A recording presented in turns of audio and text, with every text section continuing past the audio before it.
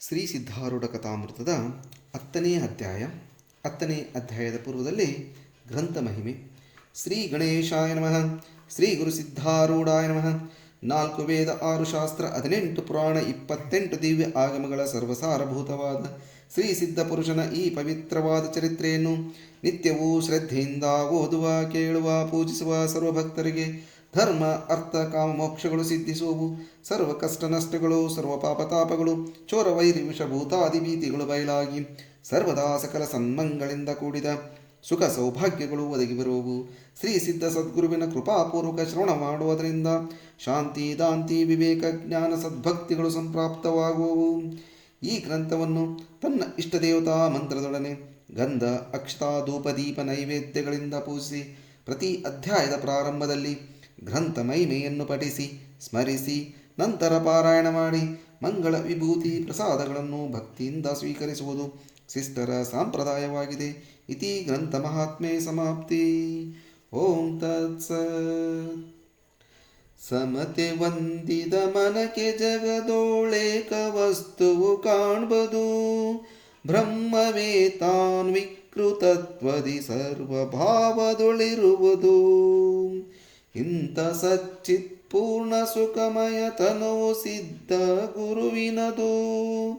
ಸಂತಸದಲಿವನನ್ನು ಭಜಿಸಿದೊಡೇಕ ರೂಪವು ತಿಳಿಯುವುದು.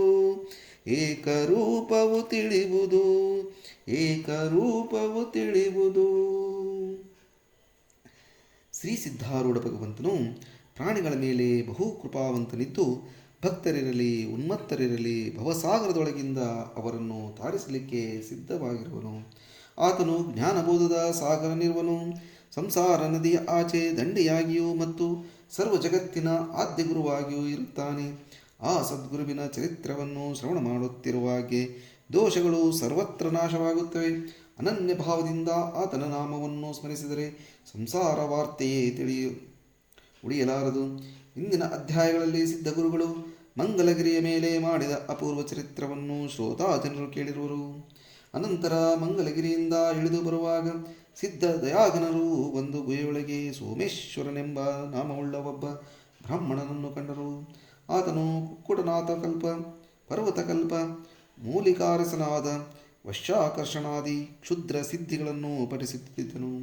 ಆ ಬ್ರಾಹ್ಮಣನ ಇಂಥ ಕರ್ಮವನ್ನು ನೋಡಿ ಸಿದ್ಧರು ಅವನ ಮೇಲೆ ದಯೆಯುಳ್ಳವರಾಗಿ ಇದೇನು ಕರ್ಮ ಮಾಡುವೆ ಎಂದು ಕೇಳಿದರು.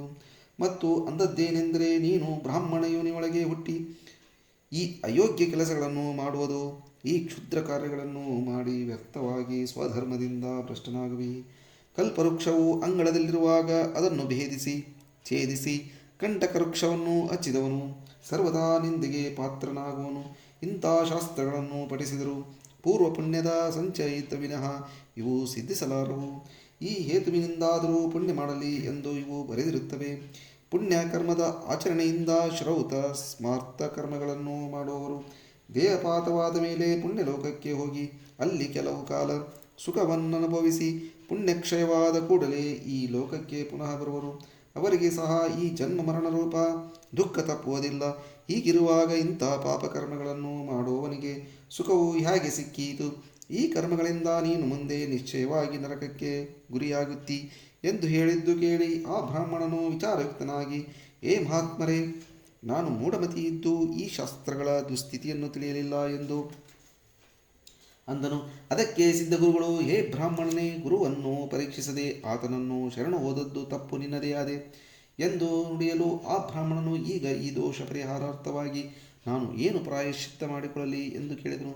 ಆಗ ಸಿದ್ಧಾರೂಢರು, ನೀನು ಈ ಪ್ರಾಯಶ್ಚಿತ್ತಾರ್ಥವಾಗಿ ನಿತ್ಯ ಗಾಯತ್ರಿ ಮಂತ್ರವನ್ನು 24,000 ಸರ್ತಿ ಜಪಿಸಬೇಕು. ಈ ಪ್ರಕಾರ ನಿತ್ಯ ಜಪಿಸಿದೆ ಎಂದರೆ ನೀನು ಚಿತ್ತಶುದ್ಧಿಯನ್ನು ಹೊಂದಿ ಸ್ವರೂಪಾನಂದವನ್ನು ಪಡೆಕೊಳ್ಳುವೆ ಎಂದು ನುಡಿದರು. ಆಗ ಆ ಬ್ರಾಹ್ಮಣನು ಸದ್ಗುರು ವಚನಕ್ಕನುಸರಿಸಿ ಆ ಪುಸ್ತಕಗಳನ್ನು ವಿಸರ್ಜಿಸಿ ಆಮೇಲೆ ಸಿದ್ಧರಿಗೆ ನಮಸ್ಕಾರ ಮಾಡಿ ಸ್ವಸ್ಥಾನಕ್ಕೆ ತೆರಳಿದನು.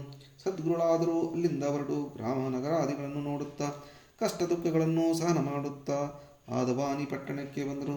ಅಲ್ಲಿ ಒಂದು ಗುಡ್ಡದ ಮೇಲೆ ಬಾಳೆ ಕೊಳವೆ ಎಂಬ ಸ್ಥಾನದಲ್ಲಿ ಮಹಾ ಸತ್ಪುರುಷರೆಲ್ಲ ಕೂಡಿರುವರು. ಆ ಸ್ಥಾನಕ್ಕೆ ಅವಧೂತರು ಪ್ರಾಪ್ತರಾದರು. ಅಲ್ಲಿ ಸಿದ್ಧನಾಥರು 3 ತಿಂಗಳು ಇದ್ದು ನಿತ್ಯ ಬ್ರಹ್ಮ ಜಿಜ್ಞಾಸೆಯನ್ನು ನುಡಿಸುತ್ತಾ ಮುಮುಕ್ಷುಗಳ ಸಂಶಯ ದೋಷಗಳನ್ನು ಆನಂದದಿಂದ ಪರಿಹರಿಸುತ್ತಿದ್ದರು. ಒಂದು ದಿವಸ ಸಿದ್ಧಾರೂಢರನ್ನು ಕುರಿತು ಒಬ್ಬ ಶಿಷ್ಯನು, ನಾನು ಎದ್ದು ಪ್ರತ್ಯಕ್ಷ ಈ ದೇಹಕ್ಕೆ ಅನ್ನುತ್ತಿರುವಾಗ ಆತ್ಮವೆಂದು ಈ ದೇಹಕ್ಕೆ ಅನ್ನಬೇಕಲ್ಲವೇ, ಮತ್ತಾವುದಕ್ಕೆ ಅನ್ನಬೇಕು ಎಂದು ಪ್ರಶ್ನೆ ಮಾಡಲು ಸಿದ್ಧರನ್ನುತ್ತಾರೆ. ಈ ದೇಹವು ಸಂಪೂರ್ಣವಾಗಿ ಧಾತುಮಯವಿರುವುದು. ಆ ಧಾತುಗಳಾದರೂ ಅನ್ನದ ಪರಿಣಾಮವಿರುವುದು. ಆದ್ದರಿಂದ ಈ ಶರೀರಕ್ಕೆ ಅನ್ನಮಯ ಶರೀರವೆನ್ನುತ್ತಾರೆ. ಶ್ಲೋಕ ಪಂಚಾತ್ಮಕಂ ಪಂಚಸುವರ್ತಮಾನಂ ಷಡಾಶ್ರಯಂ ಷಡ್ಗುಣ ಯೋಗಯುಕ್ತಂ ತಂ ಸಪ್ತಧಾತುಂ ತ್ರಿಮಲಂ ತ್ರಿಯೋನಿಂ ಚತುರ್ವಿ ದಾಹಾರಮಯಂ ಶರೀರಂ. ಈ ಪ್ರಕಾರವಿರುವ ಈ ಶರೀರದೊಳಗಣ ತತ್ವಗಳನ್ನು ತನಗೆ ಪ್ರತ್ಯೇಕವಾಗಿ ನೋಡುವನೇ ಚೈತನ್ಯಾತ್ಮನಾದ ಅಶರೀರ ಬ್ರಹ್ಮಸ್ವರೂಪನು. ಈ ಬ್ರಹ್ಮವನ್ನೇ ನಿರಂತರ ಲಕ್ಷಿಸಬೇಕು. ಅದು ಹೇಗೆ ಮಾಡಬೇಕು ಎಂದು ಕೇಳುವಿಯಾದರೆ ಹೇಳುತ್ತೇನೆ ಕೇಳು. ಪೃಥ್ವಿ, ವ್ಯಾಪತೇಜವ, ಆಕಾಶ, ಈ ಪಂಚಭೂತಗಳಿಂದಲೇ ವ್ಯವಹಾರವೆಲ್ಲ ನಡೆಯುತ್ತಿರಬೇಕು ಎಂದು ಪರಮಾತ್ಮನು ಏನು ಮಾಡಿದನೆಂದರೆ, ಪ್ರತಿಯೊಂದು ಭೂತದ 2 ಭಾಗ ಮಾಡಿ ಪ್ರಥಮ ಭಾಗ ಆಶ್ರಯಕ್ಕೆ ಇಟ್ಟು 2ನೇ ಭಾಗ 4 ಅಂಶಗಳನ್ನು ಮಾಡಿ ಒಂದೊಂದನ್ನು ಇತರ ಭೂತಗಳ ಆಶ್ರಯ ಭಾಗಕ್ಕೆ ಸೇರಿಸಿಬಿಟ್ಟನು. ಇತರ ಭೂತಗಳ ಪಾದಾಂಶ ತಕ್ಕೊಂಡು ಪ್ರತಿ ಒಂದು ಭೂತವು 5 ಭಾಗವುಳ್ಳದ್ದಾಗಿ ಹೀಗೆ 25 ತತ್ವಗಳಾದವು. ಈ ಎಲ್ಲ ತತ್ವಗಳು ಕೂಡಿ ಈ ದೇಹವಾಯಿತು. ಆದರೆ ಈ ದೇಹವು ಚಲನರಹಿತವಾಯಿತು. ಇದನ್ನು ನೋಡಿ ಪರಮಾತ್ಮನು, ಇದು ಜಡವಾಗಿದೆ, ನನ್ನ ಹೊರತು ಇದು ಚಲನವಾಗಲಾರದು ಎಂದು ತಿಳಿದು ಕಪಾಳಗಳನ್ನು ಭೇದಿಸಿ ಜೀವರೂಪದಿಂದ ದೇಹದಲ್ಲಿ ಪ್ರವೇಶಿಸಿದನು. ಅಲ್ಲಿ ಶರೀರದ ಅಭಿಮಾನವನ್ನು ಹಿಡಿದು ಸ್ಥೂಲ ಭೋಗಗಳನ್ನು ಭೋಗಿಸಿ ಸಂಸ್ಕಾರಯುಕ್ತನಾದನು. ಆಮೇಲೆ ಸ್ವಪ್ನದಲ್ಲಿ ಸೂಕ್ಷ್ಮ ಶರೀರದಿಂದ ಅವುಗಳನ್ನು ಭೋಗಿಸಿ ಅದು ಲಯವಾದ ಕೂಡಲೇ ಸುಷುಪ್ತಿಯೊಳಗೆ ಹೋಗಿ ಆನಂದಮಯವಾಗುವನು. ಈ ಪ್ರಕಾರ 3 ಅವಸ್ಥೆಗಳಲ್ಲಿ ತಾನು ಸಾಕ್ಷಿ ರೂಪದಿಂದ ನೋಡುತ್ತಿದ್ದು ಅಂತಾತನಿಗೆ ಸ್ಥೂಲ ದೇಹದ ಮಾತ್ರ ನಿತ್ಯ ಸಂಬಂಧವೆಂಬ ಮಾತು ಎಲ್ಲಿಯದು. ಆಗ ಶಿಷ್ಯರು ಹೇಳುತ್ತಾರೆ ಮತ್ತು ಕೇಳುತ್ತಾನೆ, ಗುರುಗಳೇ, ಹಾಗಾದರೆ ಪಂಚಭೂತಗಳ ಸ್ಥೂಲ ದೇಹಕ್ಕೆ ಸಂಬಂಧವು ಹೇಗಾಗುವುದು? ಇದಕ್ಕೆ ಸದ್ಗುರುಗಳು ಪ್ರತ್ಯುತ್ತರ ಕೊಡುತ್ತಾರೆ. ಹೇ ಶಿಷ್ಯನೇ, ಕೇಳು. ದೇಹದೊಳಗಣ ಕಠಿಣ ಅಂಶವೇ ಪೃಥ್ವಿ, ಹಾಗೆಯೇ ಧ್ರುವಾಂಶವೇ ಜಲ, ಚಲನವು ವಾಯುವಿನ ಅಂಶವು ಮತ್ತು ಸುಶೀರ ಭಾಗವು ಆಕಾಶವು. ಈ ಪ್ರಕಾರ ದೇಹವನ್ನು ಭೂತಗಳಿಗೆ ಹಂಚಿಕೊಡಲು ದೇಹದ ಅಭಾವವಾಗುವುದು. ಅಂಥ ಅಭಾವಯುಕ್ತವಾದ ದೇಹ ನಾನು ಎಂದರೆ ಮಹಾ ಅನರ್ಥಕ್ಕೆ ಪಾತ್ರನಾಗುವಿ. ಆಗ ಶಿಷ್ಯನು ಕೈಗಳನ್ನು ಜೋಡಿಸಿ, ಹೇ ಗುರುನಾಥರೇ, 25 ತತ್ವಗಳಿಂದ ಕೂಡಿದ ಈ ದೇಹಕ್ಕೆ ಪ್ರತ್ಯೇಕವಾಗಿ ನಾನು ಚೈತನ್ಯ ರೂಪನಿರುವೆನು ಎಂದು ತಮ್ಮ ಕೃಪೆಯಿಂದ ತಿಳಿದು ನಾನು ಧನ್ಯನಾದೆನು ಎಂದು ನುಡಿಯುವಾಗಲೇ ಆನಂದಾಶ್ರುಗಳನ್ನು ಸುರಿಸುತ್ತಿದ್ದನು. ಆಗ ಸದ್ಗುರುಗಳು ಅವನಿಗೆ ಆಶೀರ್ವಾದ ಕೊಟ್ಟು ಕಳುಹಿಸಿದರು. ಅಲ್ಲೇ ಇದ್ದ ಒಬ್ಬ ಕುಷ್ಠರೋಗಿಯು ಸದ್ಗುರುನಾಥರ ಸಮೀಪ ಬಂದು, ಹೇ ದಯಾಳುವೇ, ಆ ಶಿಷ್ಯನ ಸಂಶಯರೂಪ ಮನೋರೋಗವನ್ನು ನೀವು ನಾಶ ಮಾಡಿದಿರಿ. ಹಾಗೆಯೇ ನನ್ನ ಕುಷ್ಠರೋಗವನ್ನಾದರೂ ಪರಿಹರಿಸಿ ಎಂದು ಬಹು ದೈನ್ಯಭಾವದಿಂದ ನೇಮಿಸಲು ಸಿದ್ಧರು ಆತನಿಗೆ ಯಥೋಕ್ತ ಪಂಚಾಕ್ಷರಿ ಮಂತ್ರವನ್ನು ಉಪದೇಶಿಸಿ ಆಮೇಲೆ ಪಾದೋದಕವನ್ನು ಸ್ನಾನ ಮಾಡಿಸಲು ಬಹಳ ಚಮತ್ಕಾರವಾಯಿತು. ಕುಷ್ಠರೋಗವು ಕೂಡಲೇ ಪರಿಹಾರವಾಗಿ ಆತನು ದಿವ್ಯ ದೇಹವನ್ನು ಹೊಂದಿದನು. ಈ ಚಮತ್ಕಾರಿಕ ಲೀಲೆಯನ್ನು ಕೇಳಿದ ಜನರೆಲ್ಲರೂ ಸಿದ್ಧರ ಕಡೆಗೆ ಓಡಿ ಬಂದರು. ಬಹುಜನರು ಕೂಡಿದಂತ ತಿಳಿದು ಅವಧೂತರು ಆ ಸ್ಥಾನ ಬಿಟ್ಟು ಹೋದರು. ಪ್ರಾರಬ್ಧ ಎಂಬ ವಾಯುವು ಆ ದೇಹ ಪರ್ಣವನ್ನು ಆರಿಸಿಕೊಂಡು ಹೋಯಿತು. ಅನೇಕ ಗ್ರಾಮ ನಗರಗಳನ್ನು ನೋಡುತ್ತಾ ನೋಡುತ್ತಾ ಸಿದ್ಧರು ಬಿಜಾಪುರಕ್ಕೆ ಬಂದು ಅಲ್ಲಿ ಅನೇಕ ಲೀಲೆಗಳನ್ನು ತೋರಿಸಿದರು. ಭಾಂಗಿಯವರ ಮನೆ ಮುಂದೆ ಮಹಾತ್ಮರು ಕ್ಷಣ ಹೊತ್ತು ನಿಂತಿರಲು ಮನೆಯೊಳಗಿಂದ ಒಬ್ಬನು ಬಂದು ಸಿದ್ಧರನ್ನು ಕಂಡು, ಈತನು ನಮ್ಮಲ್ಲಿ ಸೇವೆಯನ್ನು ಮಾಡಲಿಕ್ಕೆ ಯೋಗ್ಯನಿದ್ದಾನೆ ಎಂದು ಆಲೋಚಿಸಿ ಸಿದ್ಧರಿಗೆ ಒಂದು ರೊಟ್ಟಿ ತಂದು ಕೊಟ್ಟು ಅನ್ನುತ್ತಾನೆ, ಇಗೋ ನೋಡು, ಆ ರಾಶಿಯೊಳಗಣ ಸಗಣಿಯನ್ನು ಆ ತಿಪ್ಪಿಗೆ ಚೆಲ್ಲು. ಇವನ್ನು ಕೇಳಿ ಸಿದ್ಧರು ಬಿಟ್ಟು ಹೋಗಿ ಮತ್ತೊಬ್ಬ ಗೃಹಸ್ಥನ ಮೇಲೆ ಬಾಗಿಲ ಮನೆ ಮುಂದೆ ಭಿಕ್ಷೆಗಾಗಿ ನಿಂತಿರಲು ಆತನು ಇವರನ್ನು ನೋಡಿ, ಈ ಕೆಸರನ್ನು ತೆಗೆದುಹಾಕಲಿಕ್ಕೆ ಈತನು ಚಲೋ ಸಿಕ್ಕಿದನು ಎಂದು ಚಿಂತಿಸಿ ಸಿದ್ಧರನ್ನು ಕುರಿತು, ನಿನಗೆ ರೊಟ್ಟಿ ಬೇಕೇನು ಎಂದು ಕೇಳಲು ಸಿದ್ಧರು ತಲೆಯನ್ನು ಹಾಕಿದರು. ಕೂಡಲೇ ಆ ಗೃಹಸ್ಥನು ಒಂದು ಅರ್ಧ ರೊಟ್ಟಿ ತಂದು ಸಿದ್ಧರು ಕೈಯಲ್ಲಿ ಹಾಕಿ, ನೋಡು, ಈ ಕೆಸರನ್ನು ಆ ಬಾಗಿಲಿನವರೆಗೆ ಚೆಲ್ಲು ಎಂದು ಹೇಳಿದರು. ಸಿದ್ಧರು ಹಾಗೆಯೇ ಮಾಡಲಾರಂಭಿಸಿದರು. ಆದರೆ ಆ ಮನುಷ್ಯನು ಮನೆಯೊಳಗೆ ಹೋದ ಕೂಡಲೇ ಸಿದ್ಧರು ಅಲ್ಲಿಂದ ಹೊರಟು ಹೋದರು. ತಾಸಬಾವಿಡಿಗೆ ಹೋಗಿ ಅಲ್ಲಿ ವಿಶ್ರಮಿಸುತ್ತಿರುವಾಗ ರಾತ್ರಿಯಾಗುತ್ತಲೇ ಒಬ್ಬ ಮನುಷ್ಯನು ಬಂದು, ಅಪ್ಪ, ಊಟ ಆಗಲಿಲ್ಲವೇ ಎಂದು ಕೇಳಲು ಮಹನೀಯರು ಇಲ್ಲವೆಂದು ಮಸ್ತಕದಿಂದ ಸಂಜ್ಞೆಯನ್ನು ಮಾಡಿದರು.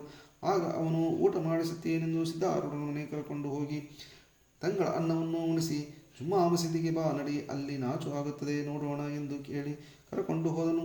ಅಲ್ಲಿ ಹೋದ ಕೂಡಲೇ ಆ ಮಂದಮತಿಯ ಮಹಾತ್ಮರ ಕೈಯಲ್ಲಿ ಒಂದು ಈಲಾಲ ಕೊಟ್ಟು ಇವನ್ನು ಹಿಡಿದುಕೊಂಡು ಇಲ್ಲೇ ನಿಂತರು ಎಂದು ಹೇಳಲು ಸಿದ್ಧರು ಒಪ್ಪಿ ಆ ಮಶಾಲೆ ಹಿಡಿದುಕೊಂಡು ನಿಂತರು. ಆಗ ಸಿದ್ಧರು ಅಂದುಕೊಳ್ಳುತ್ತಾರೆ, ನಾನೇ ಎಲ್ಲರಿಗೂ ಶ್ರೇಷ್ಠನು, ಯಾಕೆಂದರೆ ತನ್ನ ಪ್ರಕಾಶದಿಂದ ಈ ಜಗದ ಆಟ ನಡೆಯುವುದು. ಕೆಲವು ಹೊತ್ತಿದ ಮೇಲೆ ಸಿದ್ಧರಿಗೆ ನಿದ್ರೆ ಬರಲು ಮಶಾಲೆಯು ಕೆಳಗೆ ಬಿತ್ತು.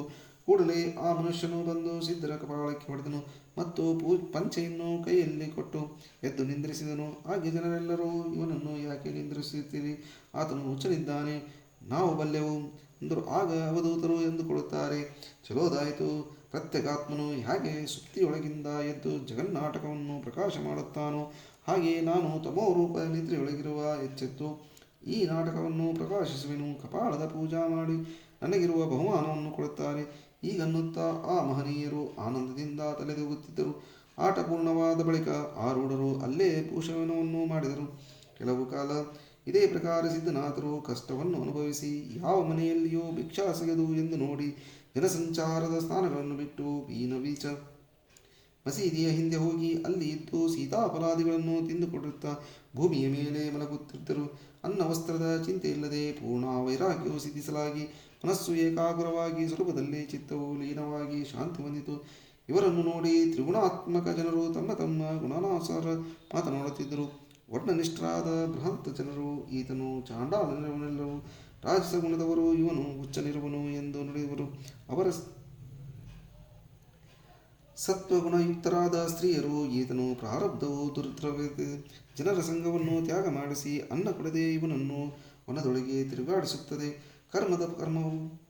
ಕಾರ್ಯವು ಗಹನವಾದದ್ದು, ನಮ್ಮಿಂದ ತಿಳಿಯಲಾಗದು ಎಂದು ಭಾಷಣ ಮಾಡುತ್ತಿದ್ದರು. ಈ ಸ್ತ್ರೀಯರ ಮಾತುಗಳನ್ನು ಕೇಳಿ ಸಹನಶೀಲರಾದ ಸಿದ್ಧರು ಈ ಕೆಳಗಿನ ಅನುಭವವನ್ನು ನೆನಪು ಮಾಡುತ್ತಾರೆ. ಶ್ರೀಶೈಲದ ಪೂರ್ವ ದಿಕ್ಕಿನಲ್ಲಿ ಮಧ್ವೇಲಿ ಎಂಬ ಗ್ರಾಮವಿರುವುದು. ಆ ಗ್ರಾಮದೊಳಗಿನ ಒಂದು ದೇವಾಲಯದಲ್ಲಿ ಮಹಾತ್ಮನು ಕೂತಿರುವಾಗ ಒಬ್ಬ ತಳವಾರನು ಬಂದು ಸಿದ್ಧರನ್ನು ಕುರಿತು, ನೀನು ಯಾರಿದ್ದಿ, ನಿಶ್ಚಯವಾಗಿ ಹೇಳು ಎಂದು ಕೇಳಲು ಲೌಕಿಕ ಭಾಷಣವನ್ನು ಮಾಡದಿರುವ ಸಿದ್ಧರು ಏನೊಂದು ಉತ್ತರ ಕೊಡದೆ ಸುಮ್ಮನಿದ್ದರು. ನೋಡಿ, ಆ ತಳವಾರನು ಸಿಟ್ಟಿಗೆದ್ದು ಒಂದು ಏಟು ಒದ್ದು ಭಾಷಣವನ್ನು ಮಾಡದಿರುವ ಸಿದ್ಧರು ಏನೊಂದು ಉತ್ತರ ಕೊಡದೆ ಸುಮ್ಮನಿದ್ದರು. ನೋಡಿ, ಆ ತಳವಾರನು ಸಿಟ್ಟಿಗೆದ್ದು ಮಹಾತ್ಮರ ಕೈ ಹಿಡಿದು ದರದರನ್ನೇ ಹಿಡಿದು ಚಾವಟಿಗೆ ಕರೆತಂದು ಹೋದನು ಮತ್ತು ಕೊತವಾಲನಿಗೆ ಹೇಳಿ ಕತ್ತಲೆಯ ಕೊಠಡಿಯೊಳಗೆ ಹಾಕಿಸಿದನು.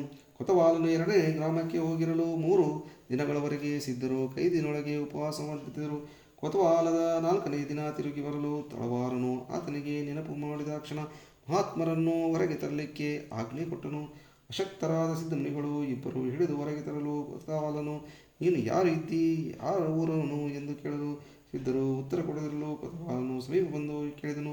ಆದರೂ ಸಿದ್ಧಾರೂಢರು ಮಾತನಾಡದಿರಲು ಕೊತವಾಲನು, ಈತನ ಮೈ ಬಹಳ ನಾರುತ್ತದೆ, ಚಲೋದಾಗಿ 4 ಏಟು ಹೊಡೆದರೆ ಕೂಡಲೇ ಮಾತು ಹೊರಡುವುದು ಎಂದು ತಳವಾರರಿಗೆ ಅಪ್ಪಣೆ ಕೊಡಲು ಇಬ್ಬರು ಸಿದ್ಧಗುರುಗಳಿಗೆ 1 ಏಟು ಹೊಡೆದರು.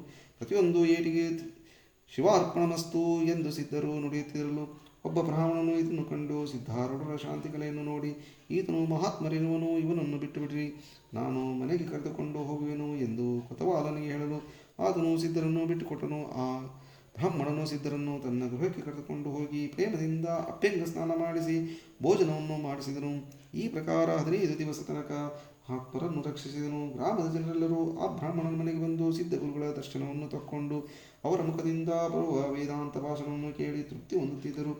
ವಿಜಾಪುರದಲ್ಲಿ ಅರಣ್ಯದೊಳಗೆ ಸಿದ್ಧಯತಿಗಳು ಇರುತ್ತಿರುವಾಗ ಸ್ತ್ರೀಯರು ಅಂದ ಮಾತುಗಳನ್ನು ಕೇಳಿದಾಗ ಈ ದುಃಖದ ಅನುಭವವನ್ನು ಸ್ಮರಿಸಿ ಸಿದ್ಧರು ಅಂದುಕೊಳ್ಳುತ್ತಾರೆ, ಇಲ್ಲಿಯ ಕಷ್ಟಗಳು ಅದಕ್ಕಿಂತ ಎಷ್ಟೋ ಲೇಸು. ಬಳಿಕ ಸಿದ್ಧರು ನಿರ್ವಿಕಲ್ಪ ಸಮಾಧಿಯೊಳಗೆ ಸ್ಥಿತರಾದರು.